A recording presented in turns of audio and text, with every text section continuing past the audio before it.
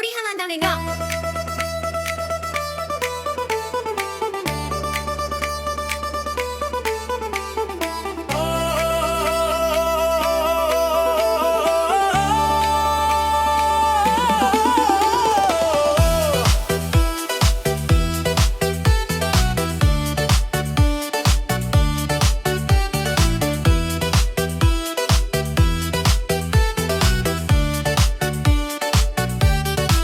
Di pagi cerah, mentari bersinar, langit biru di atas kampung kita. Langkah kecil di jalan berdebu, tawari yang tak ada yang palsu. Main layang-layang di lapangan luas, berkejaran di antara pohon kelapa. Kita saling jaga, saling percaya, takkan hilang meski waktu berlalu.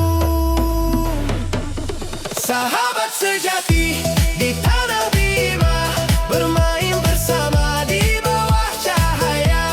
Dari Gunung Tambora sampai Pantai Lawata, kita tumbuh, kita tertawa. Sahabat sejati takkan terganti, meski nanti kita dewasa nanti. Kenangan ini akan abadi di hati anak-anak Bima. Di bawah pohon jambu yang rindang, kita berbagi cerita dan impian. Kadang bertengkar, kadang menangis, tapi selalu kembali bersatu lagi. Naik sepeda tua keliling kampung, bernyanyi lagu daerah dengan bangga.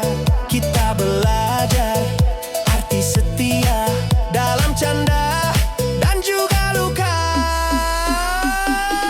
Sahabat sejati di tanah Bima, bermain bersama di bawah cahaya. Dari Gunung Tambora sampai Pantai Lawata, kita tumbuh, kita tertawa. Sahabat sejati takkan terganti, meski nanti kita dewasa nanti. Kenangan ini akan abadi di hati anak-anak Bima. Waktu akan terus berjalan, tapi kita tetap satu jalan. Dalam hati,